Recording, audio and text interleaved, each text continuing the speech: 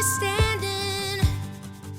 standing on the edge of something big, and we're gonna make some changes. We're gonna make some changes. Good morning. Welcome back to the Founders Sandbox. I am Brenda McCabe, your host on this monthly podcast, now in its third season. The Founders Sandbox is a podcast where my guests are business owners, founders, professional service providers, and corporate directors, and we all share a mission. And we find ourselves speaking here on the Founders Sandbox. This mission is really to work through the power of the private enterprise, be it small, medium, or large, to create change for a better world. And each of my guests tells a story, right? Their origin story that touches on the topics that I'm so passionate about: resilience, scalable, purpose-driven enterprise, all with good corporate governance. And we do this in a fun sandbox environment here in the Founders Sandbox. I am absolutely delighted to have as my guest today, Tim He.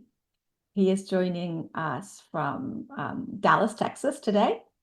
And Tim is, he's going to be speaking to us. He checks a lot of boxes, but today he's going to be speaking from his experiences as an advisor to pre-seed and seed companies. And we share a common kind of subject matter expertise. We work with a lot of founders that are seeking to find a co-founder, or we're working with them to how to divorce a co-founder, which nobody likes to talk about this, but it happens more frequently than not. Matter of fact, Tim has chosen for this episode the title of Scaling Your Co-Founder Relationship. So Tim, welcome to the Founders Sandbox, and thank you for joining me today. Thanks for having me. This is going to be a lot of fun because the thing with co-founder relationships is that when it's bad, it's bad. You know, you think of divorce, arguments, sometimes even litigation. But when it's good, it's pretty magical. You build very valuable companies that change not just your lives, but the world. And it creates a type of team and culture and company that people want to root for. And when I get to see that, that's the best part of my job. And it's like actually pretty magical. It's very fulfilling, isn't it? It is. So you check a lot of boxes, but we're going to focus on that. You are a founder yourself, prior founder, I am. advisor, creator, writer, and coffee snob. So we'll get to your love of coffee later in the podcast. When you reached out to me, it did kind of make me giggle because nobody likes to talk about divorce, right? Let alone your co-founder. And you specifically reached out to me because the work you do and your platform on Cherrytree is around co-founder, choosing the right co-founder and the like. And I have experiences with my clients on making that tough decision to divorce a co-founder. And I read some of your blogs, and you do provide sound advice on getting what I call the prenuptials in place. So kudos to you. And more in the podcast today. So I love what I do, right? In my consulting firm, where I advise kind of scaling companies to work with them on purpose and resiliency. Your advice to founders when working at Cherrytree and finding the right co-founder, scaling it, and it doesn't crack under startup pressure, is probably wrought with your own origin story as founding a company. Can you share that with us here, Tim, today? Of course, yeah.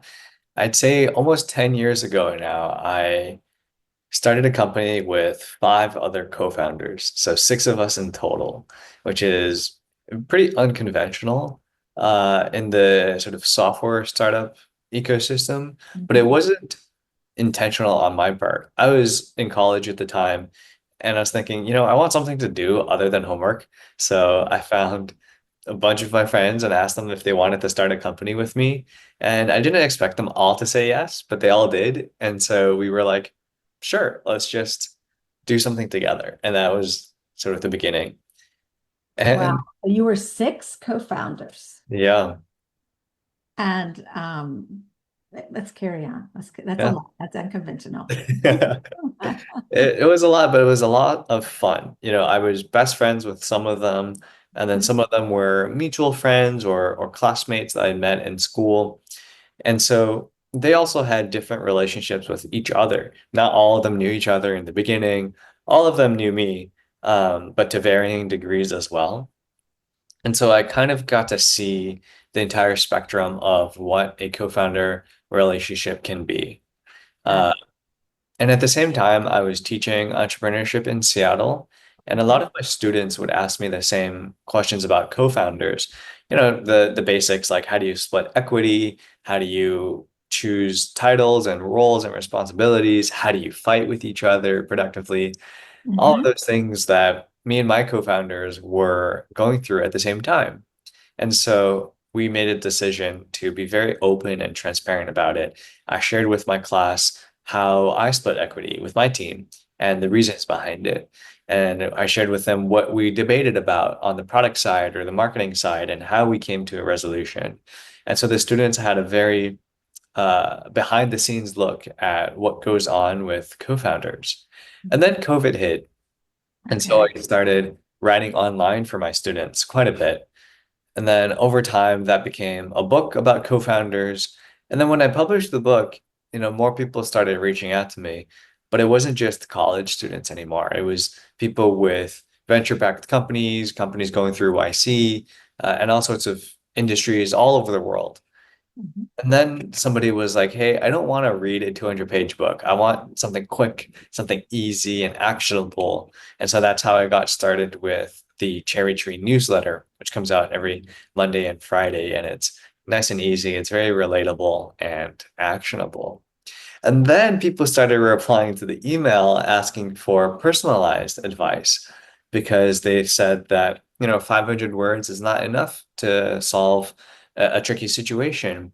And that's how I got started with co-founder coaching. And so now the Cherry Tree company as an umbrella uh, comprises of the newsletter, which is free and for people who are maybe just starting out and want to build good habits, and then also the coaching component as well for people who are either going through some high growth stage, like raising a fund, or going through a major pivot, or they just want to talk about some concerns or curiosities they have about co-founder relationships. Let's go back to your co-founder, your 6 co-founders. Mhm. Does that company still exist today? What was the outcome, Tim? Yeah. Yeah. It was a software company in the real estate space. And so COVID kind of took us out, Okay. but it didn't take out the friendships. We're all still best friends and visit each other over the holidays. In fact, when I move in a couple months, I'm moving to a city where 2 of them already live right now. And one of the things I looked for was an apartment that was close to them, so we could all hang out together. So the COVID took out the company, but not the co-foundership. All right. You did speak about the newsletter. Mhm. But why did you choose that medium? And again, I think you said they're typically 500 words. I've read a few of them. Mhm. I blog myself, and we shared a couple of our blogs back and forth. When you reached out to me, I said, "Oh, I've written about that, and how to split equity and the like." Yeah. So, what made you choose the medium and of a newsletter? Um, Yeah. I mean, I've always liked writing. I think it forces me to think very hard and clearly about what I want to articulate. Back yeah. when I was teaching, I found that I would have a topic or a concept in my head, but when I went to explain it to somebody, I couldn't quite articulate it the way that I felt, especially when they started asking very thought-provoking questions. I felt I was stumbling. I felt that I had an answer in my head, but I couldn't quite deliver it to them. But because we all went remote, I was writing for them, and that was a forcing function to get everything crystal clear, and that became a really good habit for me. Plus, I've always liked reading. I follow several other newsletters as a reader, as a customer of theirs, and so I've always been intrigued by it.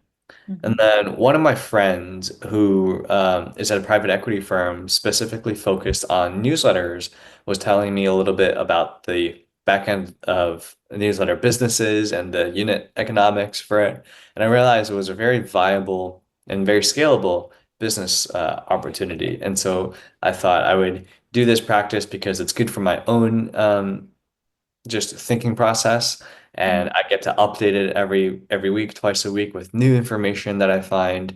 And so a newsletter kind of just made a lot of sense. Excellent. And in the show notes later, we'll put the URL. Is it Mhm. cherrytree.beehive.com, right? That's Mhm. the how to access your newsletter. So teaching, you're Mhm. teaching in a university in Seattle, entrepreneurship. You're so young. It's amazing. How did you get into the teaching position? I Um, got very lucky. yeah. I on Well, on my first, sorry, on my second quarter of college, I was working retail in the mall selling glasses, yeah. and it was at about 9 p.m., right before we were closing, and a customer walks in. And you know how it is. Nobody wants to deal with a customer 2 minutes before closing. Nope. But We want I'm them the to new do that. kid, so the manager is like, you go talk to him, get your practice. So I go and I talk to the customer, and we just make small talk. I tell him that I want to get into business school. I want to be a part of startups and all this exciting stuff. I was 18 or 19 at the time. And he was like, "Hey, you should talk to this professor. He teaches at the business school as an entrepreneurship professor, and I think you guys will really get along." So he wrote down this professor's phone number, and that was it. He didn't buy any glasses. We closed the shop, and I walked home. I didn't think much of it. I was trying to make a sale. That's But amazing. Go I on. had that note in my pocket, and when I got home, this was maybe around 10 p.m. I was changing out of my work clothes, and I had that note, and I thought, hey, maybe I should give this professor a call. And his name is Alan. And so I was naive or impulsive, but I called him at 10 p.m. With no forethought. I didn't think, hey, maybe I should email him or call him tomorrow morning. I just had the note in my hand, and I was like, let me just call him. And he picks up. And we talk for about an hour and a half Oh my goodness. about the classes he's teaching, about how he became a professor and his alumni. And it was very clear to me that he loved teaching. Uh, Okay. he was in his late 50s, early 60s, and independently wealthy from running his own companies.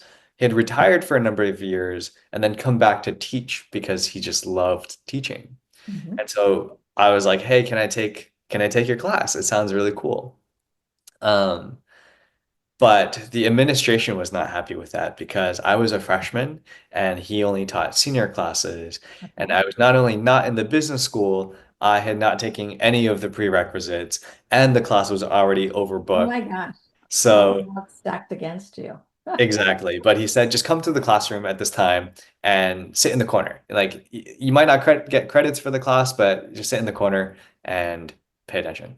And so I did that, and I started answering questions in class, um, questions that some of the upperclassmen may not necessarily have been able to answer, which was very surprising to me because I had never done well in school. Throughout high school, I barely got into college. My parents were on me all the time, but this was the one class where I felt like I knew what I was talking about. Right. And so I went to all of his classes and eventually became his assistant. And that slowly changed. And I was an assistant for about 30 courses, and then later become a co-instructor at both campuses. And so I got really lucky. It was unconventional, but this mentor, Alan, sort of gave me that opportunity, and I finally felt like I was doing something that I was good at.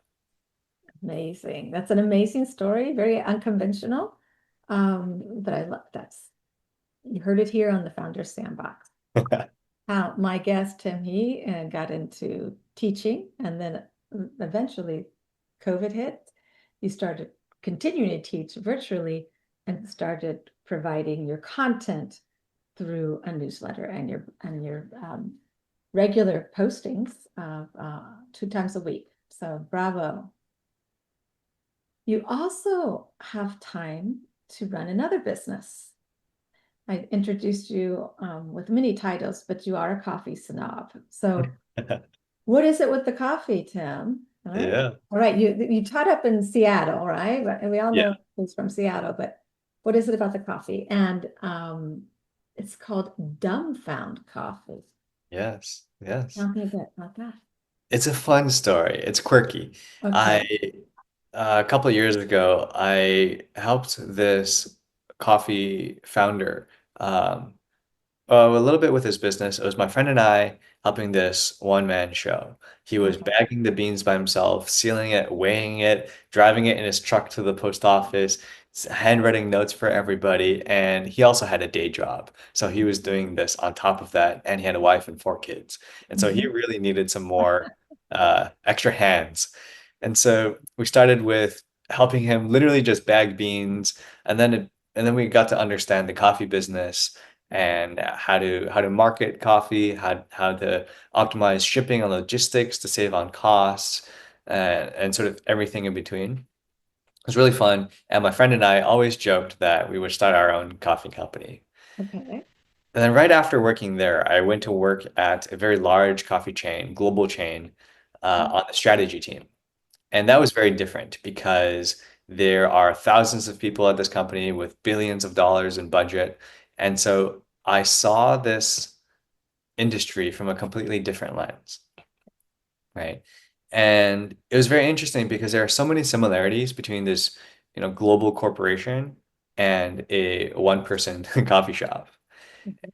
And of course, I love coffee. I've been drinking it for as long as I can remember, drinking a little sip of my mom's coffee when I was a kid. Oh Uh, my goodness. and Strawberry. yeah, I'm Canadian, so I grew up drinking Tim Hortons. For those of you Canadians out Yeah. there, you know Yeah. what it is. That's right. Yeah. I'm And not so Canadian, but I love Tim Hortons. My little it's brother so good. introduced me to Tim Hortons. Yeah. And also, of course, Tim and Tim, so Right. I have to get it from them. But yeah, fast forward 3 or 4 years now, my friend and I got in touch again, and we said, "Hey, let's start a coffee company." We've been wanting to do this for years. We finally have the circumstances and sort of the personal financial privilege to do this now. Let's get something up and running. And so we were thinking, how do we differentiate? There's a billion coffee companies out there. Um, there's coffee for veterans, for teachers, for hippies, for everybody, except for founders.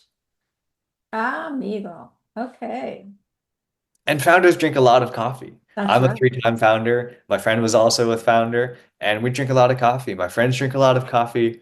And there's something satisfying about having a cup of coffee and sitting down at your desk, getting ready to lock in and get a ton of work done. It's just a very satisfying feeling. And so I wanted to capture that feeling, plus just the fact that founders drink a lot of coffee, but also this idea that the best founders I've talked to take their work very, very seriously, but they don't take themselves seriously at all. And I think that's the one commonality between all the best founders that I've come across. And so the name dumbfound, it starts with dumb, Mhm. but it actually means amazed or in awe. Yeah. And it's the Yeah. founder's journey, right? You start off dumb because you don't know what you're doing. Maybe you're taking a huge risk. You're starting a company, you feel dumb a lot. And if you've been a founder, you know exactly what I'm talking about. But you keep grinding and you keep working at it, and little by little, it starts to become a really amazing journey. People looking on the outside, they're like, "Wow, how did you start a company? That's amazing. That's crazy." And even more than that, you look at your progress, even though some days it feels like you're going backwards, it's really awe-inspiring. And so that's why I wanted to capture with dumbfound. In the name of the company. Well, bravo. I will have to order some from you. I use the term prenups. Tell me in your consulting practice now, because you are working full time. This is your gig and the Yeah. coffee. What is it that you found the secret sauce to scaling a co-founder relationship? Right? What is it? So what's your secret sauce, or what have you observed in high performing co-founding teams? Yeah. Everybody asks me what Yeah, they can do for their co-foundership got it. so that it improves their company. That's the wrong question. That's backwards. The best co-founderships I've seen all use the company as a means to improve their co-foundership. Tell me about that. Say that one more time. This is important for my Yeah. listeners. Yeah. Instead of using your relationship as a means to improve your company, use your company as a means to improving your relationship. Okay. And I'll give you some examples. Yes. Back when I was teaching, I would, make groups of students and teams randomly. I would, draw stuff out of a hat randomly. Um, and that didn't guarantee friendships. In fact, a lot of them ended up fighting with each other. And so I thought, okay, maybe they should pick their own teams. And that didn't guarantee friendships either. In fact, some of them ended up fighting even harder than the randomly assigned teams. And then I thought, why is that? How can we create teams where everybody gets a pretty good experience out of the class? Because we all know group projects are group projects, and there's always somebody who either pulls the team forward or drags it behind. And so I was looking at the best performing teams, the ones that blow my mind, and I found that all of them, regardless of whether they were friends before the class or they had met for the first time during the class, they all saw the course, as an opportunity to hang out and have fun, joke around with each other, but also do something very interesting, like building a company. And so that was always in the back of my head. And then when I talked to co-founders, I've talked to over, I believe, like 300 co-founders already this year. The best ones, doesn't matter if they were friends before they started a company, but they use the company as a means to improve their friendship. So what does that look like? Well, it's easy for co-founders to silo and say, okay, you do the engineering, I do the marketing, and we come together and share progress. That works for clarity, but not so much for compatibility.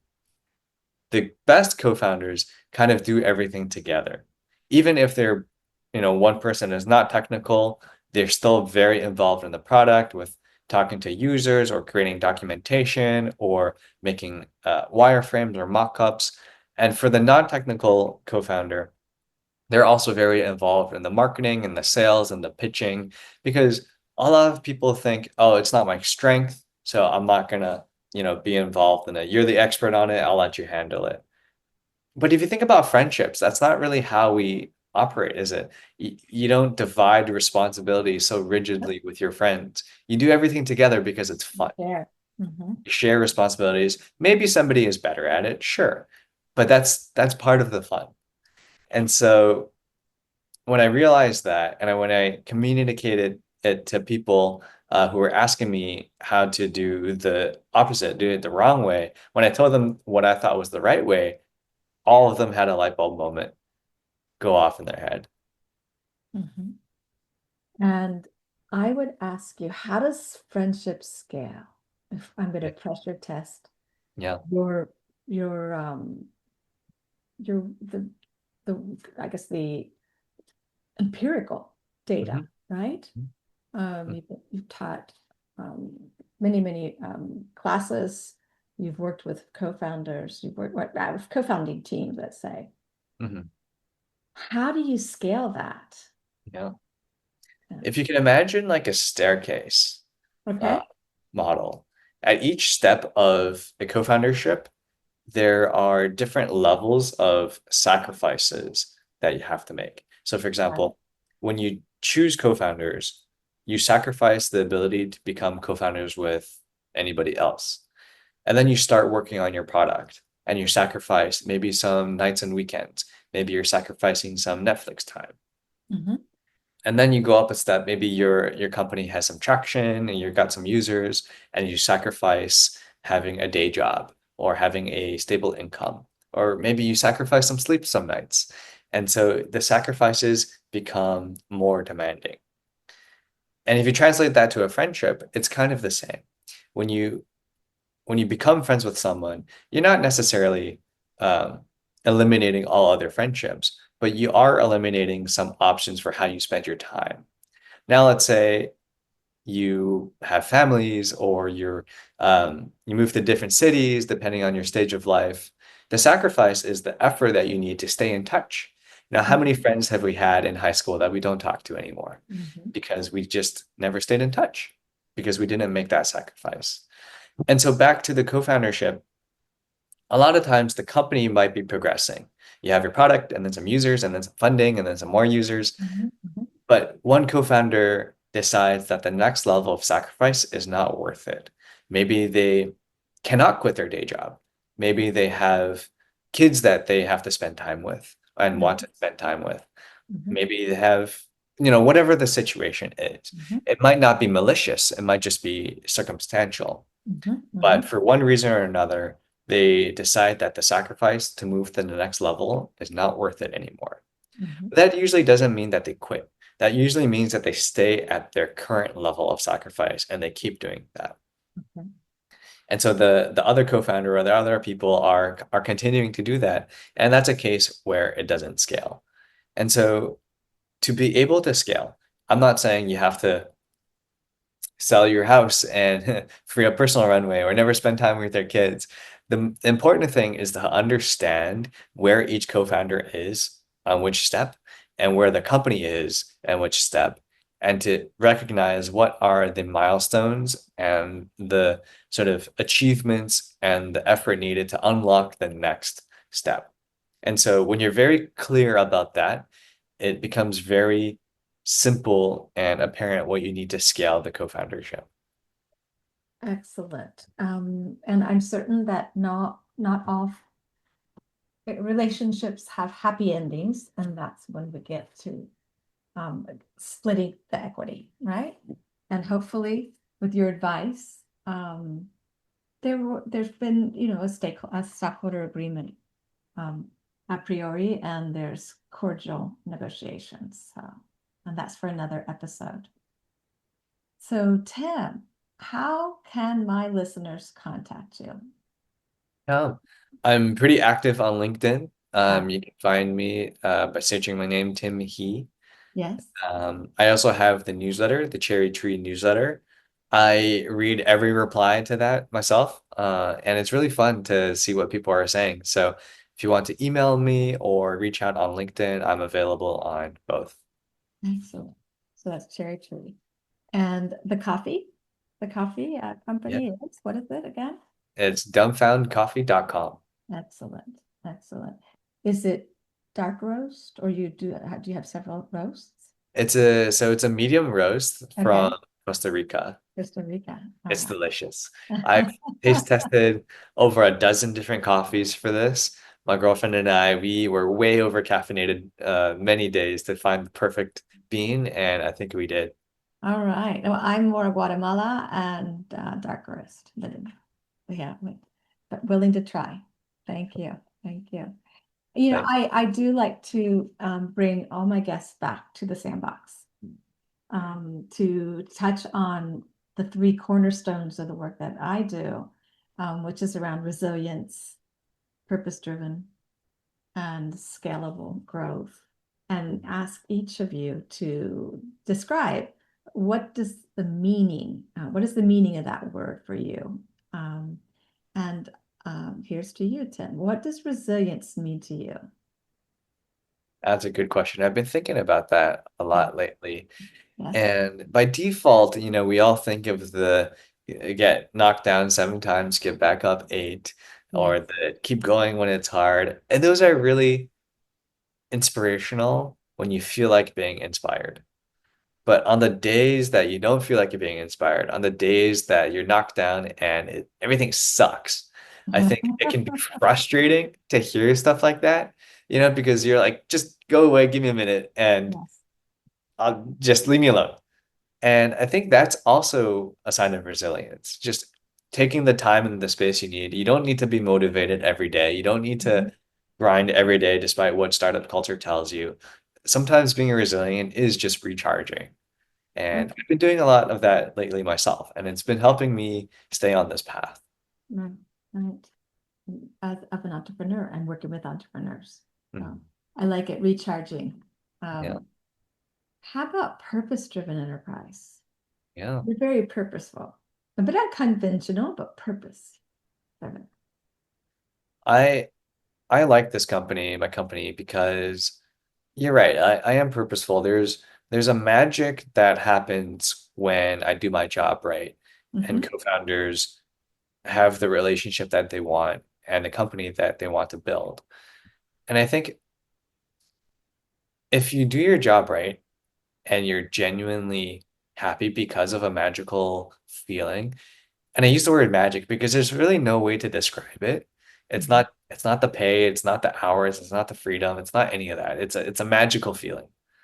And if you have that, I think the purpose is good.